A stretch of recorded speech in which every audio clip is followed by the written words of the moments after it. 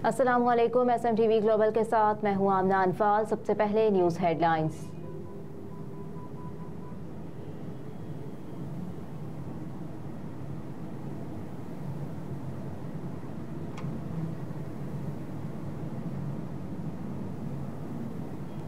PDM दौर में गर्दिशी कर्जे में तारीखी इजाफा हुआ। PTI हुकूमत के मुकाबले में पाकिस्तान डेमोक्रेटिक मूवमेंट दौर में सर्कुलर डेट में ज्यादा इजाफा हुआ। PDM के सवा साल में गैस के सर्कुलर डेट 553 अरब रुपए बढ़ा। जराए ने बताया कि PTI हुकूमत के पौने 2 साल में सर्कुलर डेट में 407 अरब का इजाफा हुआ। तहम इत्तेहादी हुकूमत के सिर्फ आखिरी साल में गैस के सर्कुलर डेट में 461 अरब का इजाफा हुआ। जराए के मुताबिक हालिया 3 सालों में गैस शोबे के सर्कुलर डेट में 940 अरब रुपए का इजाफा हुआ। जून 2020 में गैस शोबे का सर्कुलर डेट 1144 अरब रुपए था। PTI हुकूमत के इख्तिताम पर गैस का सर्कुलर डेट 1551 अरब रुपए था। इत्तेहादी हुकूमत के इख्तिताम पर गैस का सर्कुलर डेट बढ़कर 2084 अरब रुपए तक पहुंचा। जराए के मुताबिक इत्तेहादी हुकूमत ने गैस सारिफीन पर 310 अरब रुपए का इजाफी बोझ भी डाला था। PDM हुकूमत ने गैस की कीमतों में 112% तक इजाफा किया था।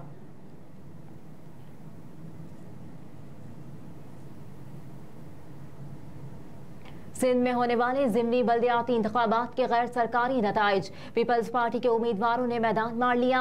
चेयरमैन की 3 और वाइस चेयरमैन की 1 नशिस्त जीत ली। गैर हतमी और गैर सरकारी नताइज के मुताबिक Murtaza Wahab, Salman Abdullah Murad, Saifullah chairman, Hamid Hussain vice chairman मुंतखब हो गए। मजमूई तौर पर 26 यूनियन काउंसिलों की नशिस्तों पर 116 उम्मीदवार मुद्दमुकाबिल थे, जिनके लिए 182 पोलिंग स्टेशन कायम किए गए। शहर कायद में चेयरमैन, वाइस चेयरमैन और जनरल मेंबर की 9 नशिस्तों पर पोलिंग हुई। 9 नशिस्तों पर पीपल्स पार्टी, जमात इस्लामी और तहरीक इंसाफ समेत 54 उम्मीदवार मैदान में उतरे।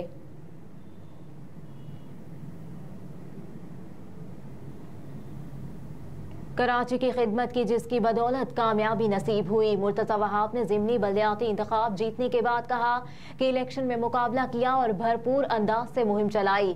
हमने कराची की माजी में खिदमत की है जिसकी बदौलत कामयाब नसीब हुई। इंशाअल्लाह आइंदा भी कराची की खिदमत जारी रखेंगे। मजीद कहा कि ये फतह मेरी पार्टी का आदत और जयालों की मेहनत का नतीजा है।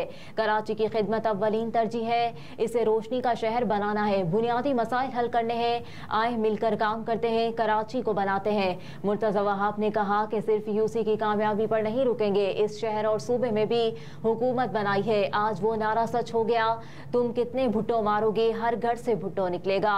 मजीद कहा कि मैं अपनी माओ बहनों को सलाम पेश करता हूँ। ये सिर्फ ट्रेलर था, असल में तो बिलावल भुट्टो की वज़ीर आज़म बनाना है। इस जोश को ऐसे ही जिंदा रखना है जब तक बिलावल वज़ीर आज़म नहीं बनते।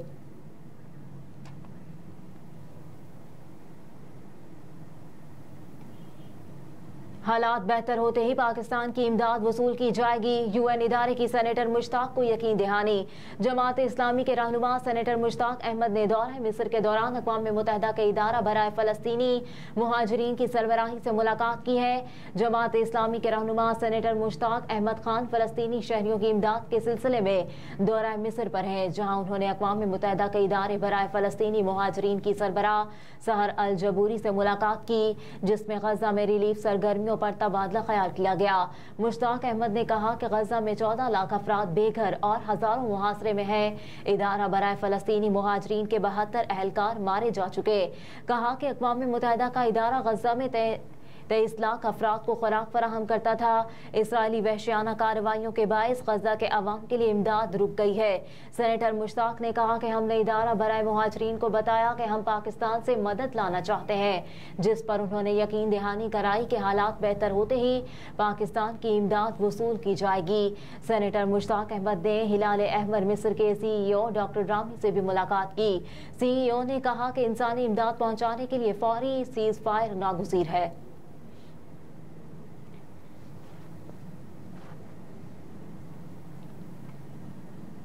मौलाना फजलुर रहमान की हमास रहनुमाओं से अलविदाई मुलाकात। तर्जुमान JUIFA के मुताबिक कतर में होने वाली मुलाकात में गजा की सूरत हाल पर तफसीली गुफ्तगू की गई। रहनुमाओं ने मुस्लिम उम्मा और खुसूसन मुस्लिम हुक्मरानों से गजा की हालिया सूरत हाल में अपना भरपूर किरदार अदा करने की अपील की। मौलाना फजलुर रहमान ने कहा कि उम्मत मुस्लिमा को इसराइल जैसे नासूर का मुकाबला करना होगा।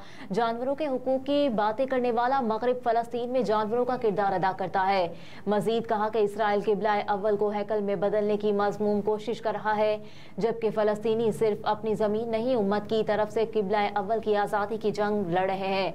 और अब वक्त आ गया है कि उम्मत मुस्लिमा अमली मैदान में फलस्तीनी भाइयों के शाना बशाना खड़ी हो।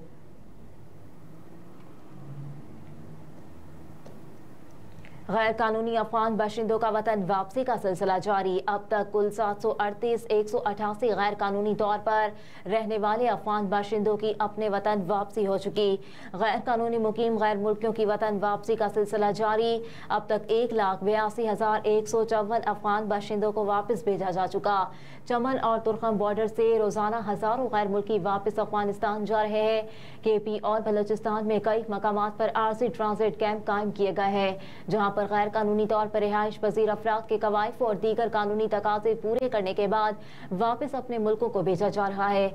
चमन बॉर्डर पर कायम होल्डिंग कैंप में वापस जाने वालों को तिबी सहूलियात भी फराहम की जा रही हैं। इंतजामिया ने कहा कि डॉक्टर्स मुख्तलिफ शिफ्टों में 24 घंटे ड्यूटी अंजाम दे रहे हैं।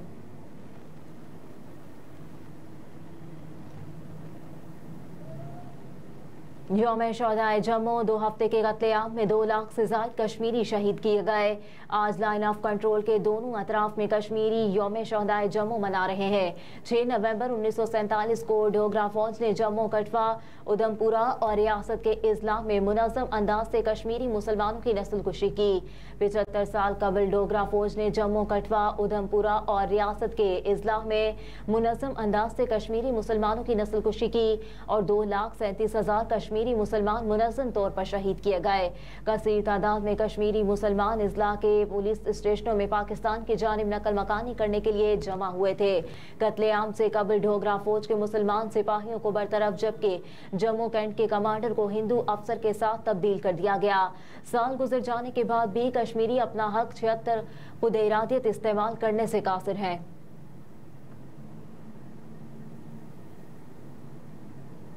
फलस्तीनी भाइयों को कभी तनहा नहीं छोड़ेंगे, तुर्क सदर का ऐलान। फलस्तीनी भाइयों को कभी तनहा नहीं छोड़ेंगे। तुर्किया हमेशा फलस्तीनियों के साथ खड़ा है और खड़ा रहेगा। तुर्क सदर रजब तैयब एर्दोगान ने रैली से खिताब करते हुए कहा कि तुर्क खुफिया एजेंसी के सरबराह हमास के साथ मुसलसल राब्ते में है। फलस्तीनी भाइयों के साथ मिलकर इसराइली जबर से बचाना है। रजब तैयब एर्दोगान ने कहा कि यह हमारी तारीखी जिम्मेदारी है कि इसराइली जराइम को बेनकाब करें। हमारा फर्ज है कि यरूशलेम के मुकद्दस मकामात बशमुल हराम अव्वल शरीफ और दीगर मकामात की हिफाजत करें। तुर्क सदर ने वाज़ेह कहा कि फलस्तीनी भाइयों को कभी तनहा नहीं छोड़ेंगे। तुर्किया हमेशा फलस्तीनियों के साथ खड़ा है और खड़ा रहेगा।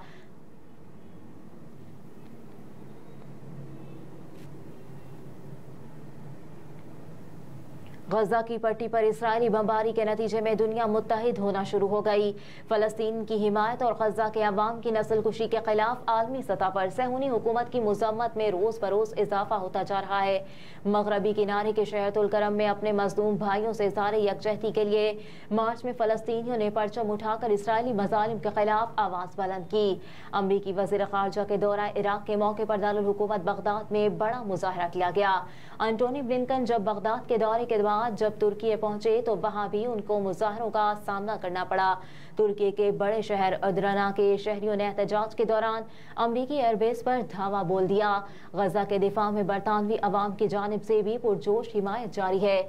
लंदन के बाद एडिनबरा में हजारों शहरी ट्रेन स्टेशन पर जमा हुए।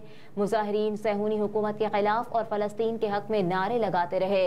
एम्स्टरडैम और नेदरलैंड्स में भी निहत्ते मजलूम बेबस फलस्तीनियों के हक में मुजाहरे किए गए।